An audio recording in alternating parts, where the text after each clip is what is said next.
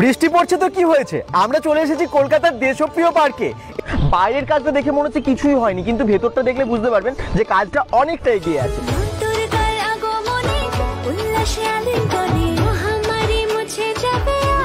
কলকাতা দেশপ্রিয় পার্কের এই বছর হচ্ছে ৮৮তম বর্ষ।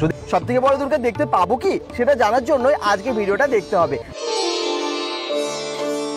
বৃষ্টি পড়ছে তো কি হয়েছে, আমরা চলে এসেছি কলকাতার দেশপ্রিয় পার্কে।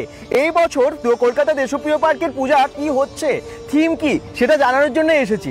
আজ থেকে 10 বছর আগে এখানে কিন্তু দেশপ্রিয় পার্কেই হয়েছিল সব থেকে বড় দুর্গা।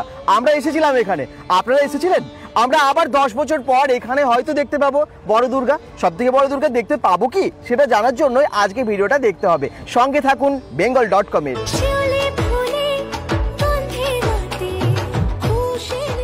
দুর্গাপূজার প্রিপারেশন দেখুন আপনারা bengal.com থেকে। আমরা বিভিন্ন জায়গায় পৌঁছে যাচ্ছি, কলকাতাতে এখন যেমন আছে। এই ভিডিওগুলো স্পন্সর করছে মন্ডল কনস্ট্রাকশন। ভালো ফ্ল্যাট বা বাংলো নিতে চান, ডুপ্লেক্স বা সিমপ্লেক্স নিতে চান, তাড়াতাড়ি আপনারা কন্ট্যাক্ট করুন নিচের দেওয়া নাম্বারে মন্ডল কনস্ট্রাকশনের সাথে। দুর্গাপুর সহ বিভিন্ন জায়গায় ওনাদের দারুণ দারুণ প্রজেক্ট আছে। কলকাতার ঐতিহ্যপূর্ণ পুজোগুলোর মধ্যে দেশপ্রিয় পার্কের পুজো কিন্তু খুব বিখ্যাত। আর আপনারা আমার মনে হয় সকলেই আসেন এখানে যারা কলকাতার ঠাকুর দেখতে আসেন। এই দেখুন মণ্ডপটা কতটা তৈরি, এখনো পর্যন্ত বাইরের কাজটা দেখে মনে হচ্ছে কিছুই হয়নি, কিন্তু ভেতরটা দেখলে বুঝতে পারবেন যে কাজটা অনেকটা এগিয়ে আছে।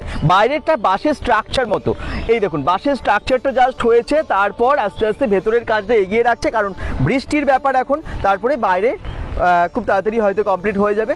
আচ্ছা, এখানের মাঠটা পুরো দেখিয়ে দিই একটু, মাঠটার এখন কি অবস্থা। বৃষ্টির মধ্যে কিন্তু মাঠে কাদায় ভরে গেছে। নিশ্চয়ই দেশপ্রিয় পার্ক প্রত্যেক বছর যেরকম ব্যবস্থা করে, সুন্দর রাস্তা করে একদম গেট থেকে ঘুরিয়ে যাতে কোনো ভিড় না হয়, মানে ভিড় হলেও যাতে সেটাকে কন্ট্রোল করা যায়, সেই ব্যবস্থাটা যেটা করে সেটা নিশ্চয়ই এই বছরও করবে। আর পুরো মাঠ দিয়ে রাস্তা হবে, তারপর দূর থেকেই দেখা যায় আলোর কাজ, দূর থেকেই দেখা যায় এত সুন্দর মণ্ডপ, সেই চমক কিন্তু এই বছরও থাকছে। এবারে অন্দরমহলটা দেখুন কি সুন্দর সাজাচ্ছে, রাজমহলের মতো ইন্টেরিয়ার করছে। চারিদিকে প্লাই এবং নানান রকম ফাইবার আরো অনেক কিছু দিয়ে কাজ হচ্ছে।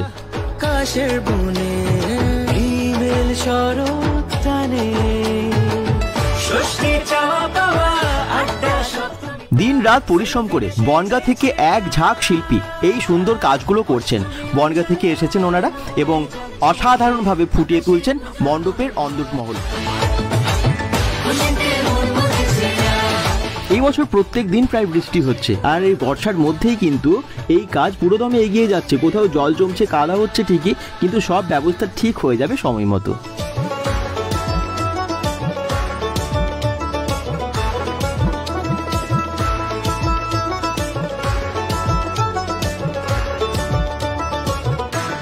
কলকাতা দেশপ্রিয় পার্কের এই বছর হচ্ছে ৮৮তম বর্ষ। দেখতে দেখতে এতগুলো বছর কেটে গেল, আর 2015-তে যে চমক ছিল তার 10টা বছর পূর্ণ হলো।